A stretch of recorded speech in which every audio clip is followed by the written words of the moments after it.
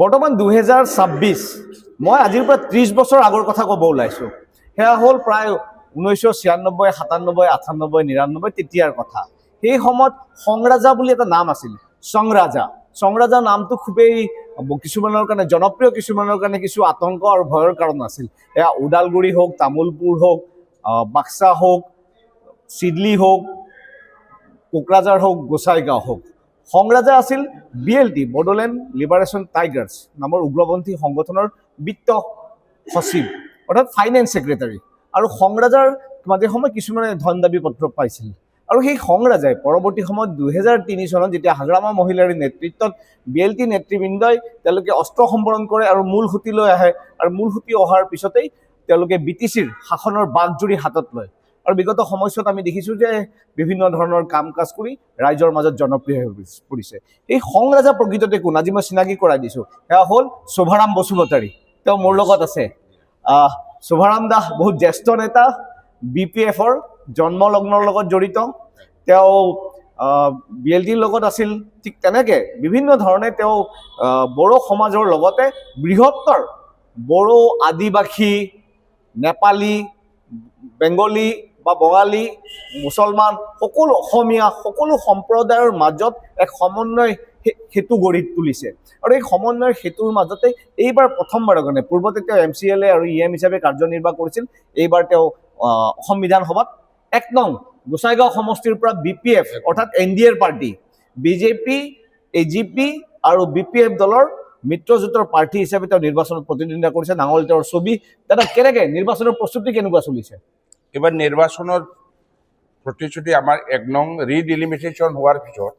আমাৰ যেটো গোসাইগাঁও বিধানসভা সমষ্টিৰ আগত এইটো 28 নম্বৰ আছিল। সেই 28 নং বিধানসভা সমষ্টিৰ বিশেষকৈ আমাৰ যেটো আগত এইবাৰৰ আগত যেটো BPF দলৰে আমি প্ৰায় প্ৰয়াত আমাৰ মাজেন্দ্ৰ নাৰ্জাৰী ডাঙৰীয়া আমাৰ BPFৰ কেন্ডিডেটে তাত 4বাৰ বিজয়ী হৈছে। 4 টাইমস 28 নাম্বাৰছ, যিটো LAC আমাৰ গোসাইগাঁও জেনেৰেল সমষ্টি।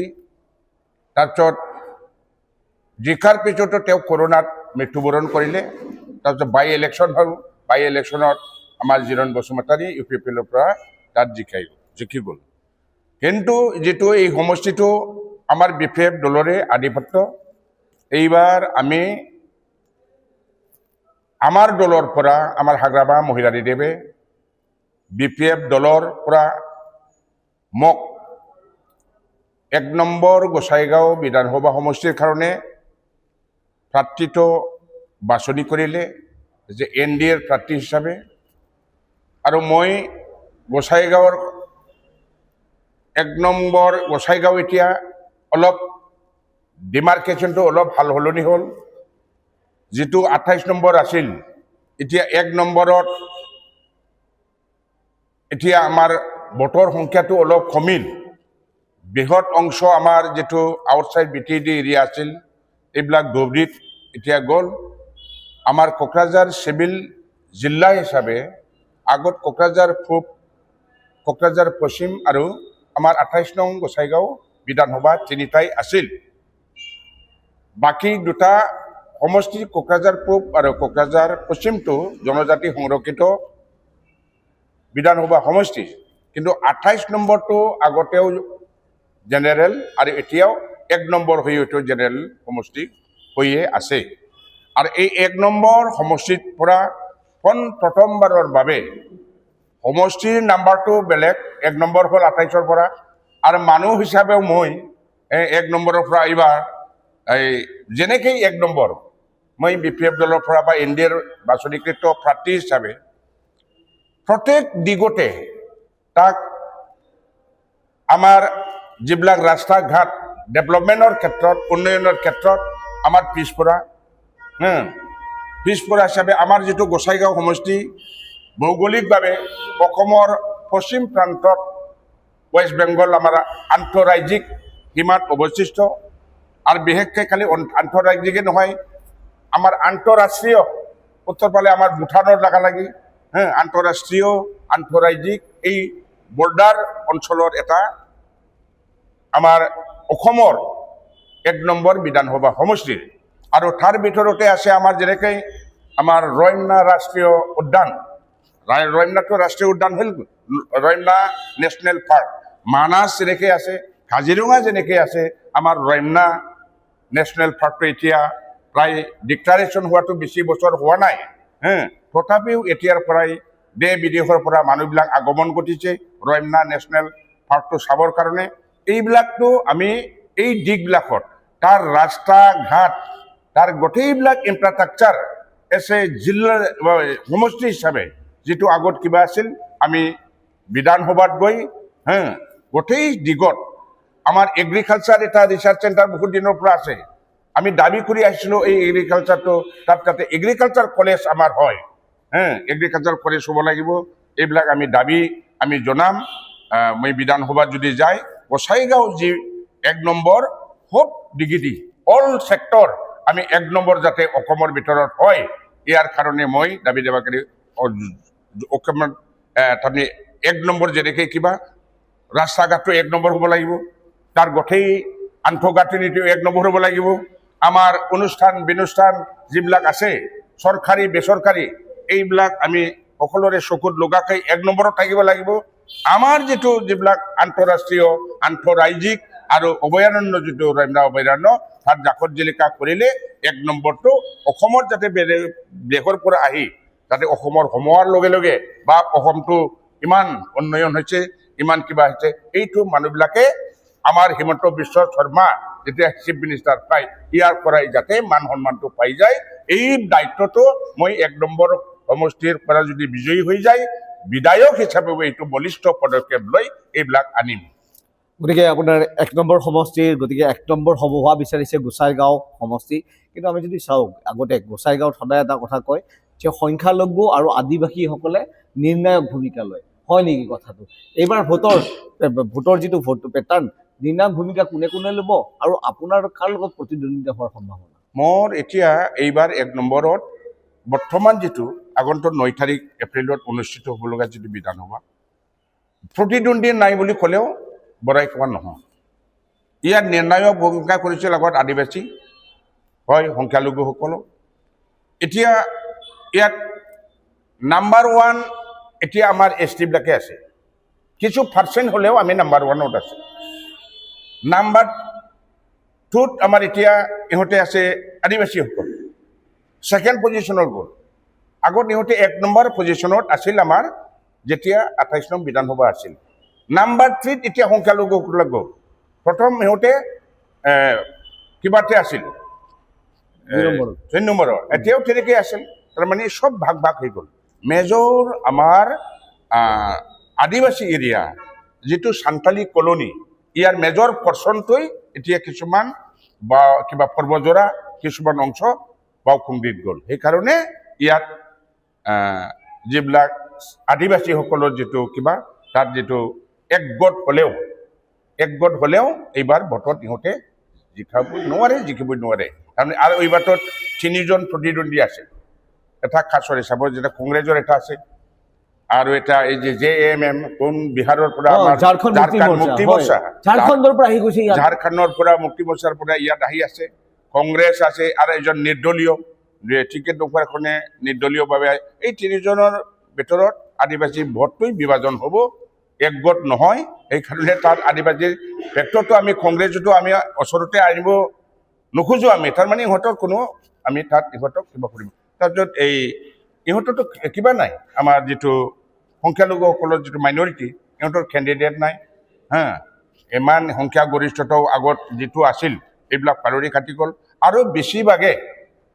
বেছিভাগে মই যিটো কথা কৈ আছোঁ এই 1 নম্বৰত বিগত এই যে 4-5 মাহৰ আগত যিটো ইয়াৰ শ্ৰীৰামপুৰ সমষ্টি মেজৰ পৰ্চনটো আমাৰ পৰে আৰু জনদুৱাৰ সমষ্টি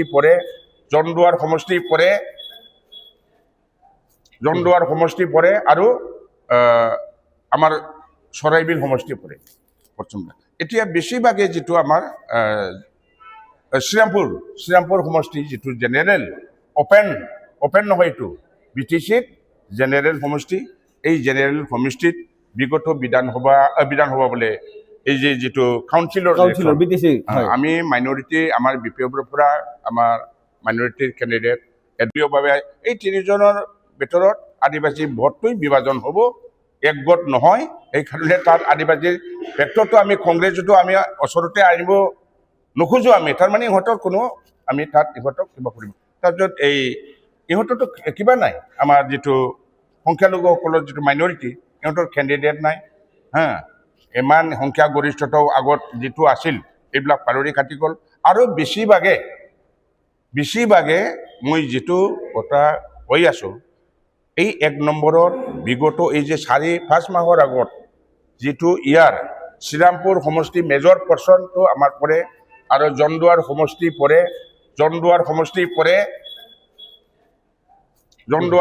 পৰে আৰু আমাৰ চৰাইবিল সমষ্টি পৰে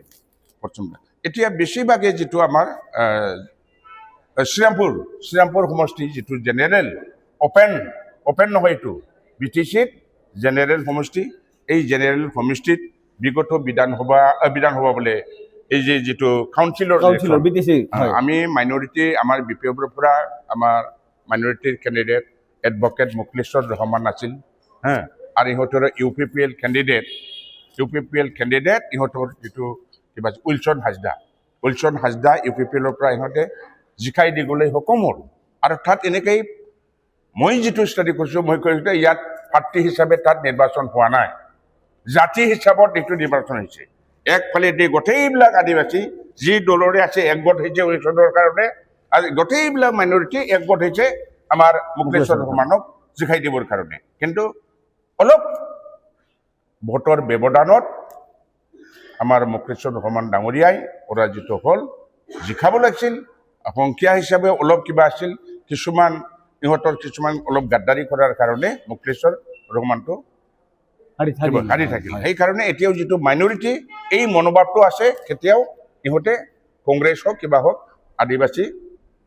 বা সান্তালী ইহঁতে ভোট নিদিয়ে এটা কথা হৈছে যে সংখ্যালঘুসকলৰ মনত এটা ভয় যে বিপিএফে যিহেতু বিজেপিৰ লগত লগ লাগিল ক'ৰবাত অসমৰ বেলেগ ঠাইত যেনেকৈ মুখ্যমন্ত্ৰী হিমন্ত বিশ্ব শৰ্মা বুলডোজাৰে উচ্ছেদ চলাইছে বিটিচিটো উচ্ছেদ চলাব বুলি হয় এইটোতো ক্লিয়াৰ আমাৰ যিমান বিপিএফ দলত যিমান সংখ্যালঘু মানুহ আছে ইয়াত সাপোজ এবাৰো আমি উচ্ছেদিত কৰিবলৈতো দিয়াই নহ'ব আমাৰ আইনটো হ'ল আমিও আপুনি জানে ময়ো চুক্তি এজন চাকৰকাৰী এই হিচাপে 2003 চনৰ 10 ফেব্ৰুৱাৰীৰ যিটো আইন আছে লেণ্ড ৰেভিনিউটো আমাৰ বিটিচিৰ ওপৰতে ইয়াত তাৰ পৰাই যিটো খাৰ দেশী বিদেশী উচ্ছেদ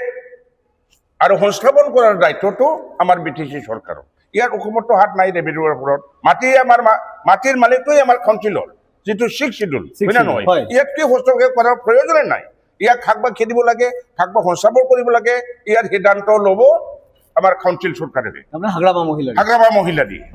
মহিলাৰ কৈছে যে মই উচ্ছেদ হ'ব নিদিওঁ সেইকাৰণে আইনত আছে হয় না নহয় কেনেকৈ ইয়াত উচ্ছেদ হাগ্ৰামা মহিলাৰী আইনত যিটো আছে এইটো কৰিব পাৰিব হয় না নহয় এইটো অসমত থাকতো কিবা নহয় সেইকাৰণে ইয়াত হিমন্তও জানে বাহিৰত যি হওক ইয়াত সেইকাৰণে ইহঁতেও যিটো বিশ্বাসযোগ্যতা আছে আমাৰ বিপিএফ দলৰ মুৰব্বী হাগ্ৰামাৰ ওপৰত ইহঁতৰ বিশ্বাস আছে যে কেতিয়াও আমাৰ তাত উচ্ছেদিত নহয় আমি পাট্টাই দি আছে লেণ্ড পাট্টা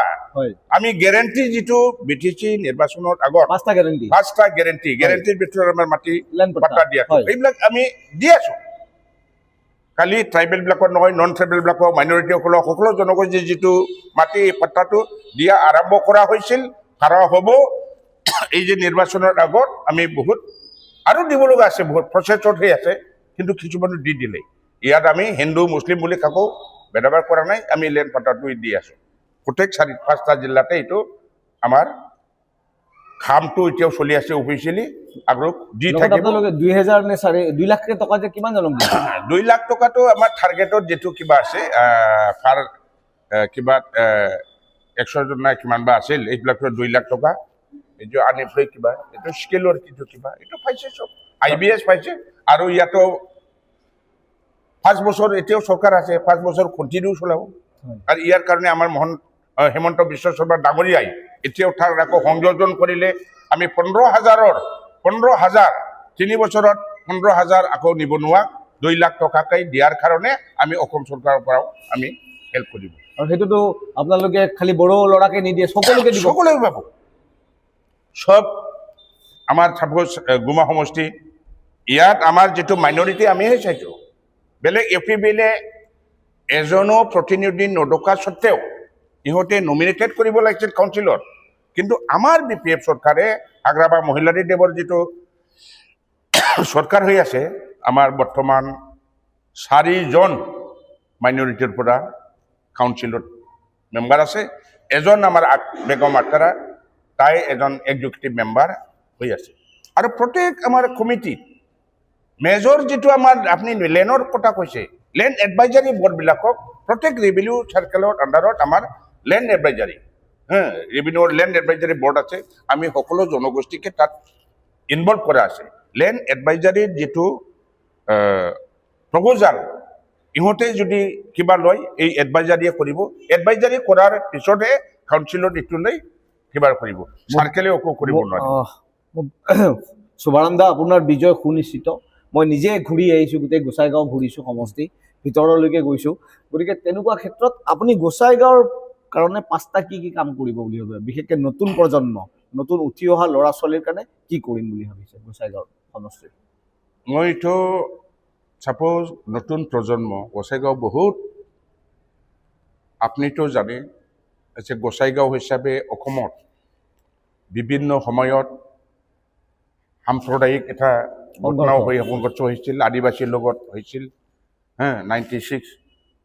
2096 কিবা চনত 1996 আৰু 2013 কেইবাটো হৈছিল আৰু এই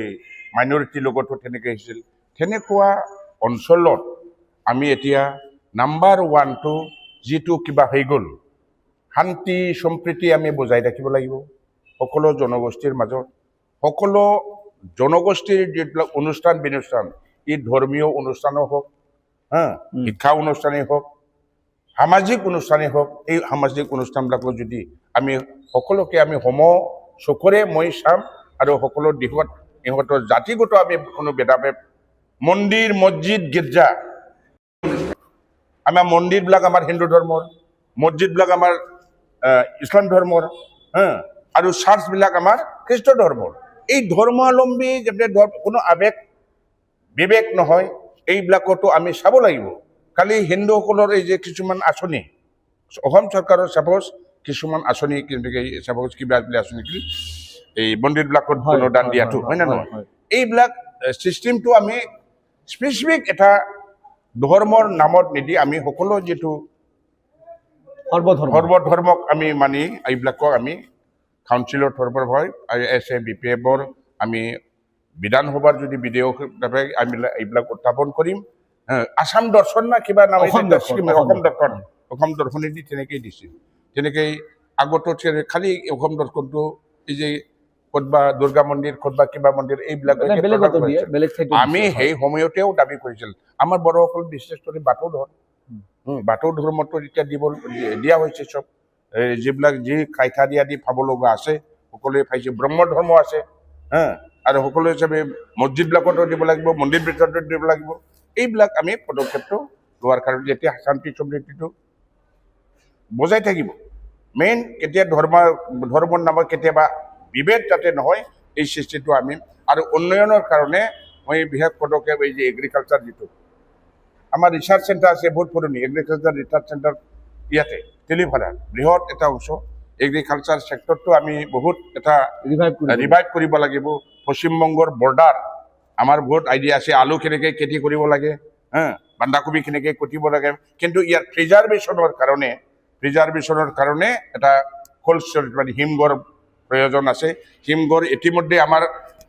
বনাইছে এইফালে আগত এই যে কিবা আছে কিন্তু এইবিলাক আমি ভালকৈ পৰিচালনা কৰিব পৰা নাই কিছুমান কিবাবিলাক আকৌ সেইদিনা আমাৰ BTC চৰকাৰৰ পৰা প্ৰায় অসম চৰকাৰৰে অৱদান হিমন্ত বিশ্ব শৰ্মাৰ অৱদানত আমাৰ এই যে ইয়াতে প্ৰায় কিমান বা ক্ৰ'ৰৰ আমাৰ এই যে ওচৰতে বেংগল বৰ্ডাৰৰ ওচৰতে এটা ফুড প্ৰচেছিং প্লাছ হিমঘৰ এটা আধাৰ শিলাগত এইটো কনষ্ট্ৰাকশ্যন অনগয়িং এইবিলাকে হয় প্ৰিয় দৰ্শক এয়া আছিল শুভৰাম বসুমতাৰী ডাঙৰীয়া আৰু BPFৰ জ্যেষ্ঠ নেতা আৰু তেওঁ এইবাৰ গোসাইগাঁও বিধানসভা নিৰ্বাচনত প্ৰতিদ্বন্দ্বিতা হৈছে BPF দলৰ পৰা আৰু তেওঁ আশা কৰিছে যে তেওঁৰ বিজয় সুনিশ্চিত আৰু তেওঁ গোসাইগাঁও হ'ল অসমৰ 1 নম্বৰ বিধানসভা সমষ্টি, গতিকে তেওঁক 1 নম্বৰ স্থানলৈ লৈ যোৱাৰ বাবে তেওঁ প্ৰয়াস কৰিব।